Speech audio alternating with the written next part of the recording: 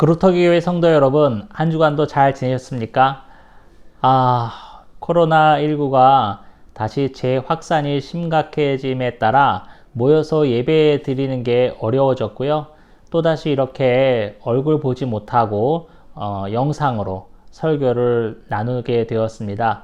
여러분, 계속해서 우리가 설교를 나누는데 같이 보시면서 은혜롭게 예배 집에서 드리시기 바라겠고요. 방역 당국의 지침에 따라서 개인 방역 철저히 해주시고 건강관리 유의하시기 바라겠습니다. 하루속히 만나서 예배하는 날을 우리가 또 기다리면서 기도해야겠어요. 오늘은요, 창세기 26번째 시간입니다. 제목은 누구의 간절함인가 라는 제목으로 오늘 말씀 살펴보겠습니다. 오늘 말씀의 본문은요, 창세기 18장 17절부터 23절까지 살펴보는데요. 창세기 후반부, 18장 후반부를 다 살펴보겠습니다.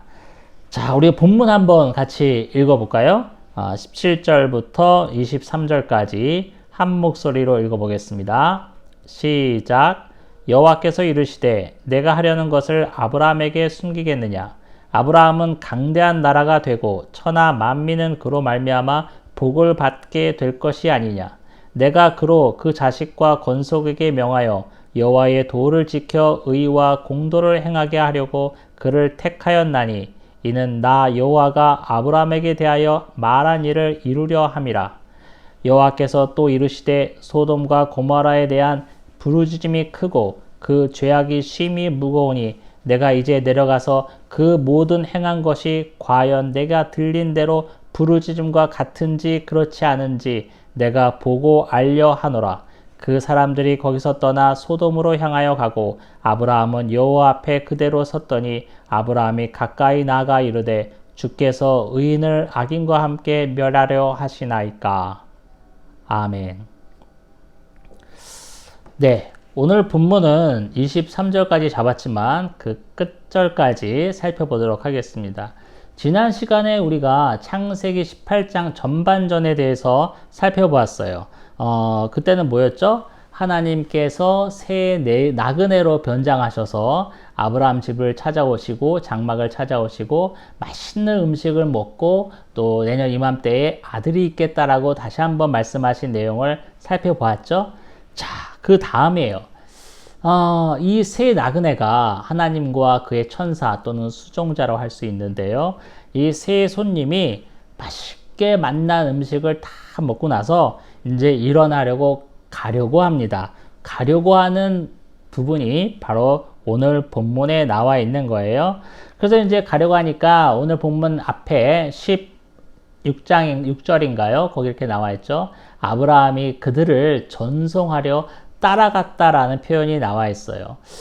유대인들에게는 나그네 환대법이 있고 그걸 통해서 극진하게 대접했다라는 것은 지난주에 말씀드렸고요. 손님이 가려고 하니까 쫓아가서 이제 어느 정도까지는 쫓아가서 전송을 하는 거죠. 조심히 가세요. 다음에 또 기회가 있으면 만나길 원합니다. 이런 식으로 이런저런 얘기를 나누면서 전송을 하는데 그게 일반적인 전송의 패턴이죠. 그런데 오늘 본문 보니까 전송하러 따라 나갔던 아브라함에게 하나님께서 뭐라고 하시냐면, 내가 너한테 숨기겠냐? 이러면서 17절에 말씀을 딱 여시죠. 그러면서 18절과 19절 통해서 아브라함 가게를 다시 축복하시는 내용이 나와요. 그래서 18절을 보니까 아브라함은 강대한 나라가 되고 천하 만민은 그로 말미암아 복을 받게 될 것이다. 그리고 그의 권속과 자녀들은 여호와의 도를 지킬 것이다 라고 축복을 합니다.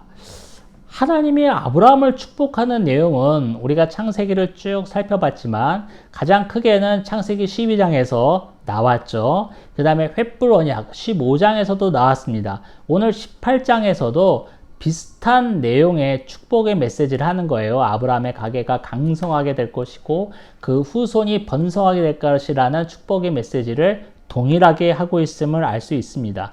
창세기를 계속 연속으로 살펴보니까 하나님이 아브라함을 축복하시는 장면이 한 번만이 아니라는 것을 우리가 알 수가 있죠.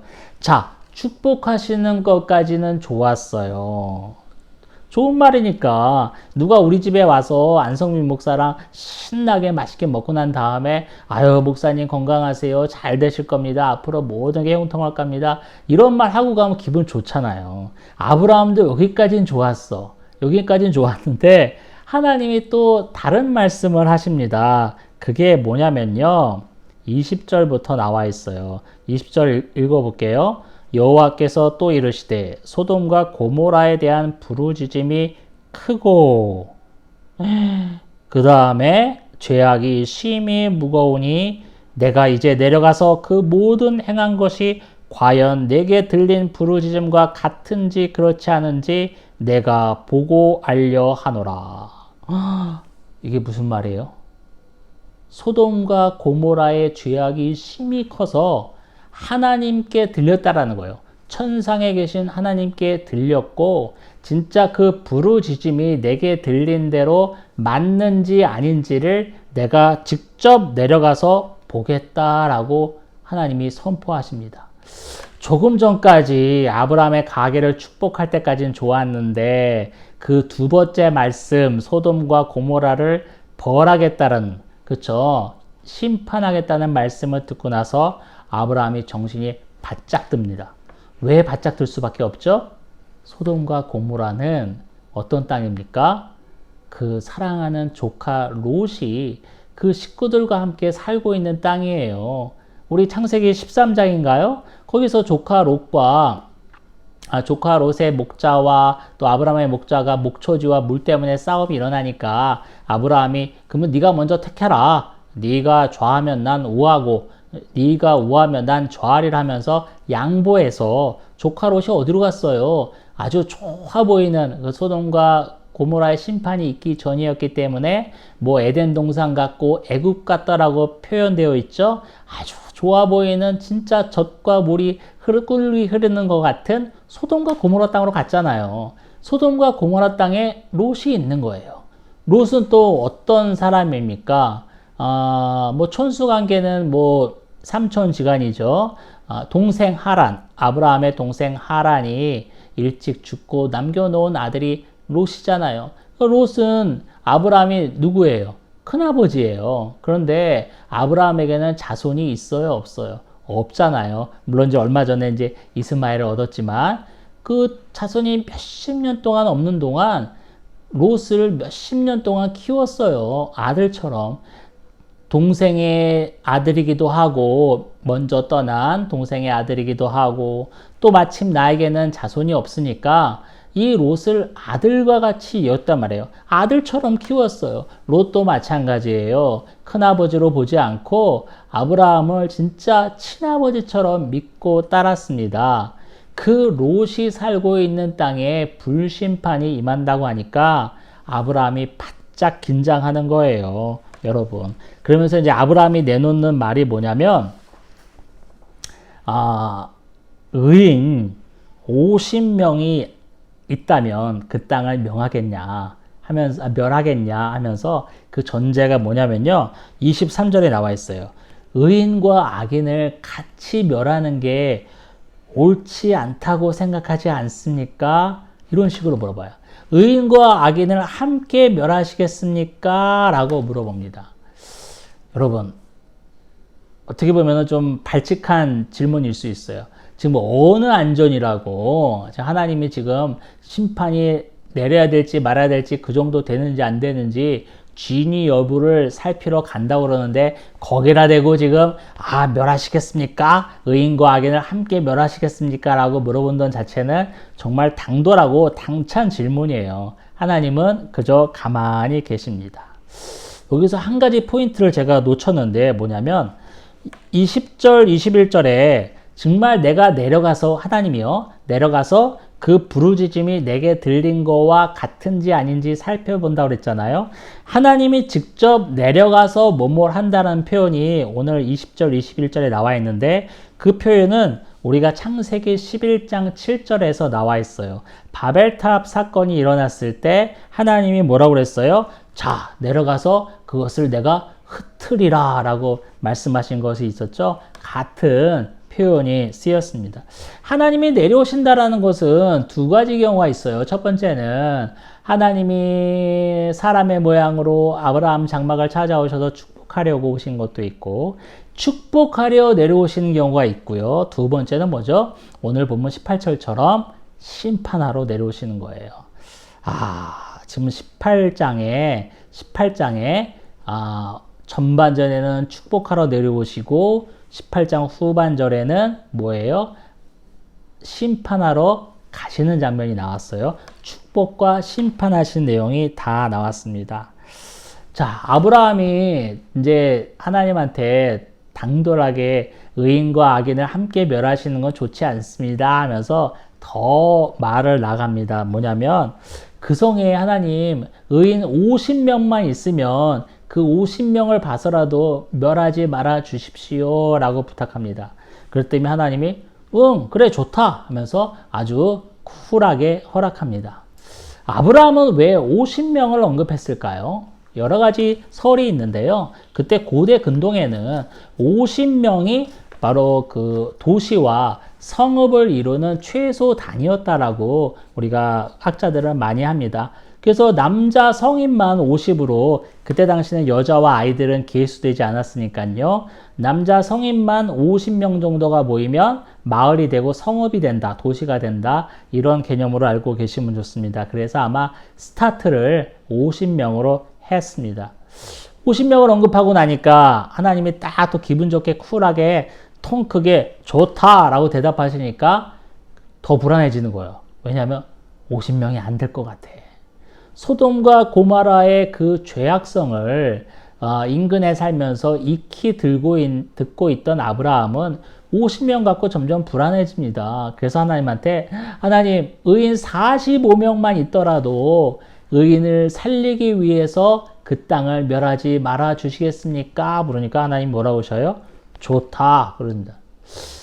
근데 아브라함이 또 더 불안합니다. 45명도 불안해. 그 땅이 정말 엄청난 땅이라는 걸 잘 알고 있잖아요, 아브라함이요. 그러니까 불안한 거예요. 그래서 하나님 그러면 40명은요? 그러니까 40명도 좋다.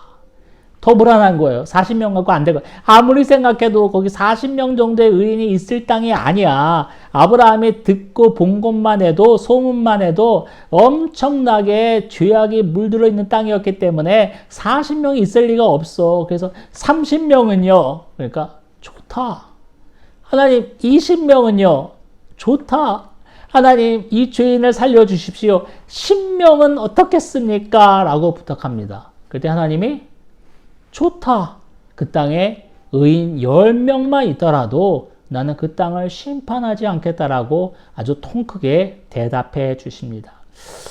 아브라함은 그 땅의 진실을 알고 있었어요. 현실을 알고 있었어요. 그 땅이 얼마나 참혹한 땅인지, 죄악으로 물들어 있고 지금 온갖 범죄가 들끓고 있는 곳인지 알고 있었기 때문에 점점 하나님과의 그 딜이 길어지는 거예요. 처음에는 50명, 45명, 40명, 30명, 20명, 10명에 이르기까지 계속 하나님과 랠리를 하는 거예요. 랠리 아시죠? 뭐죠? 탁구나 테니스에서 포인트가 나지 않고 계속 상대방이 쳐낸 거를 또 받아 쳐내고, 또 쳐내고, 또 받아 쳐내고 계속 이루어지는 게 랠리잖아요.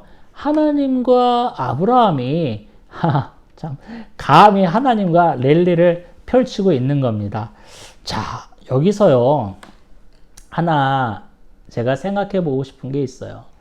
흔히들 오늘 이 본문을 가지고 우리가 이런 설교를 많이 들었어요. 뭐냐면 하나님과 50명, 45명, 40명, 30명 이렇게 계속 랠리를 펼치는 아브라함을 보면서 아브라함이 그토록 조카 롯을 사랑했다. 롯을 구하기 위해서 그렇게 간절한 마음으로 하나님께 요청했다라고 우리가 설교를 많이 들었습니다. 그것도 맞아요. 조카 롯을 아들처럼 자기 몸처럼 사랑했다는 것은 우리가 아까 조금 전에 말씀드렸잖아요. 네가 좌하면 난 우하고 네가 우하면 난 좌하리라. 이게 쉬운 고백이 아닙니다. 왜냐면요, 여러분, 아브라함과 그 롯은요, 목축업자였어요. 그렇잖아요. 소와 양떼를 거느리고 풀을 먹여서 그것으로 나오는 고기와 기름과 우유를 가지고 살아가는 그 산업입니다. 자기 생계수단이에요. 생계수단에 걸친 걸 가지고 쉽게 좋은 땅을 양보하는 것은 부모와 자식 간에 밖에 일어나지 않아요. 그렇죠. 아브라함은 정말 롯을 아들처럼 여겼어요. 아들처럼 여겼어요. 아들처럼 극진히 사랑했어요. 그렇기 때문에 그 땅에 심판받지 않기 위하여 하나님 50명은요, 45명은요, 아니 30명은요 라고 계속 랠리를 펼친 건 맞아요. 그런데 오늘 저는 다른 시각으로 보고 싶습니다. 바로 하나님께 초점을 맞추고 싶어요. 하나님은 왜 아브라함과 계속 랠리를 펼쳐 나가셨을까? 하나님이 아브라함이 맨 처음에 하나님 의인 50명만 있으면 그 땅을 살려주십시오 말했을 때 그래 좋다 말씀하셨잖아요. 하나님 45명은요. 그래 45명도 좋다. 하나님 40명은요. 40명도 좋다 말씀하셨잖아요. 하나님이 아브라함과 계속 랠리를 펼쳐 나가시면서 그 숫자를 변경하시는데 아브라함의 간절함 때문에 아브라함이 조카 롯을 향한 그 뜨거운 애끓는 마음 때문에 그 요청을 거절하지 못하시고 랠리를 펼쳐 나가셨을까? 그건 아니에요. 우리 개혁주의 입장에서 제가 정확하게 설명드립니다. 우리 인간이 저와 여러분이 어떠한 노력과 행위를 한다고 기도를 한다고 간청을 한다고 하나님의 계획이 바뀌지 않습니다. 하나님은 전지하고 전능하신 분이잖아요. 만물을 말씀으로 만드신 분이잖아요. 모든 것을 알고 완전하신 분입니다.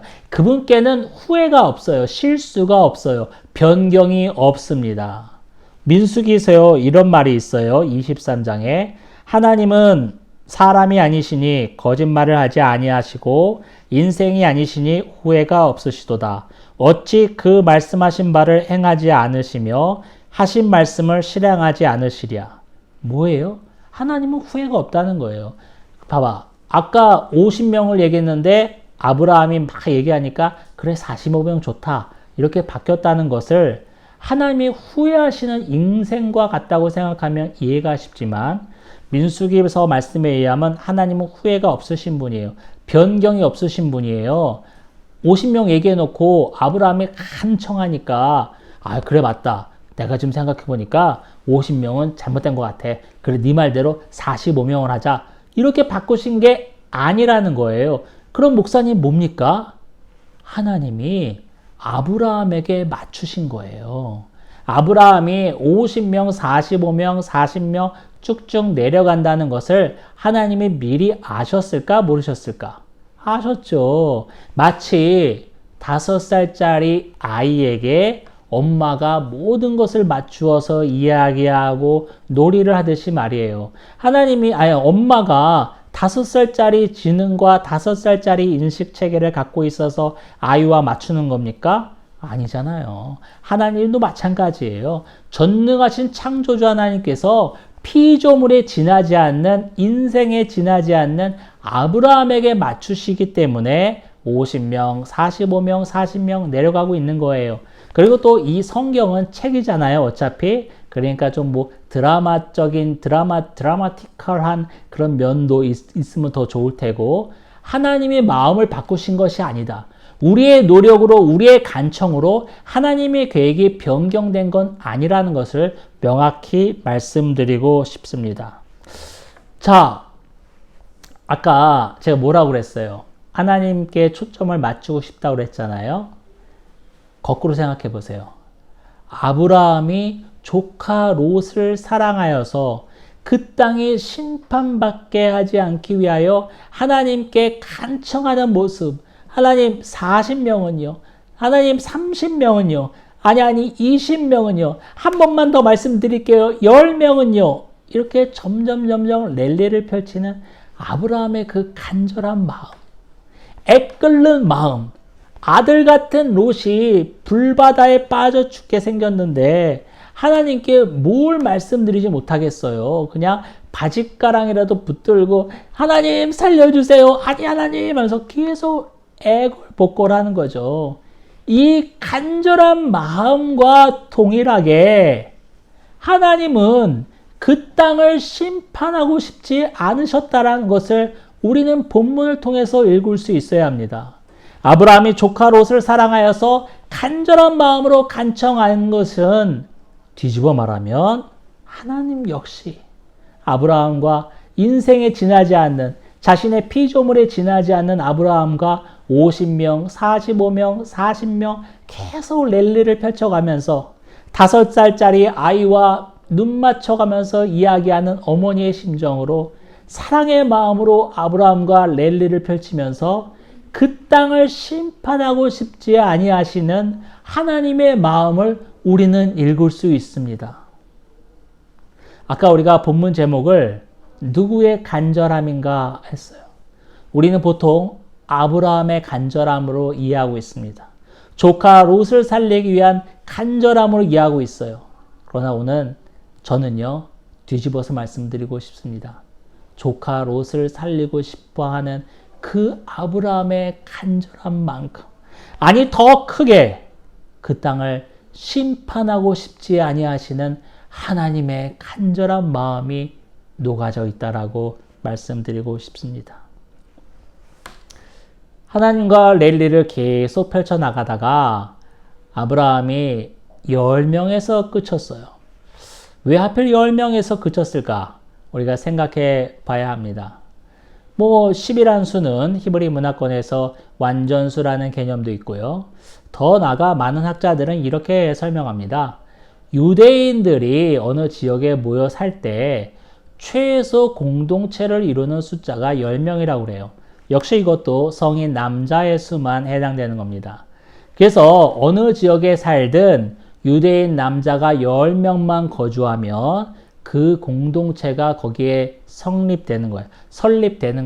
커뮤니티가 만들어지는 겁니다. 그래서 거기에는 예배드리는 회당도 만들어지고 유대인들이 문화가 거기 속에서 자라나게 되는 거예요.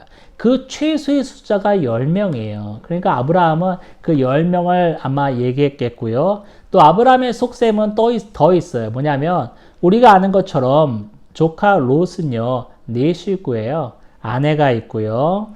심판 때 도망가다가 뒤를 돌아보면서 소금 기둥이 된 아내가 있잖아요. 그리고 또 자녀가 누가 있습니까? 2딸이 있죠. 2딸이 있었어요. 그러면 총 4식구잖아요. 거기다가 딸과 약혼을 한 사이가 둘이 있었어요.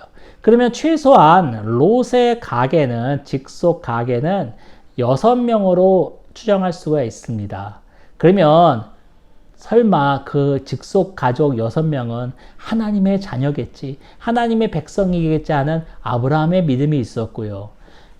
그 6명 말고 설마 그 어마어마하고 크고 화려한 성읍에 유대인들도 그렇게 많이 사는데 4명 정도가 없을까? 그러면 10명은 되지 않을까라고 아브라함이 생각했을지도 모릅니다. 하지만 19장에서 우리가 살펴볼 내용이죠. 결말이 어떻게 됐을까요? 제가 말씀드리진 않겠습니다. 여러분, 오늘 제가 설교 시간에 여러분들과 나누고 싶은 내용은, 적용점은 바로 이겁니다. 아브라함이 조카 롯을 사랑하여서 그 땅이 심판받기를 원치 않아서 계속 50명, 45명, 40명, 30명, 아니 하나님 10명은요 라고 계속 랠리를 펼쳤던 그 마음과 동일하게, 아니 그것보다 더 크게 하나님은 그 땅을 심판하고 싶지 아니하신 겁니다. 그 하나님의 인자하심, 노하기를 더디하시는 그 자비하심이 저와 여러분 가운데 있기를 원합니다. 하나님은 노하기를 더디하시는 분이셔요. 자비하심이 끝이 없는 분입니다. 하나님이 자비하심이 끝이 없지 아니하셨다면 제가 지금 녹화를 하고 있는 토요일 오후 조금 전까지 큰 뇌우가 쳤어요. 제가 살고 있는 송파 지역에 천둥 번개가 엄청 꽝꽝 쳤습니다. 하나님이 노하기를 더디하시고 인자가 끝이 없는 분이 아니셨다라면 저와 여러분은 우리의 죄 때문에 날벼락에 맞아 죽었을 것입니다. 벌써 예전에 이미 하나님이 인내하심이 끝이 없으시고 자비하심이 끝이 없으시고 노하기를 더디하시는 분이시라는 게 얼마나 우리에게는 큰 은혜가 됩니까?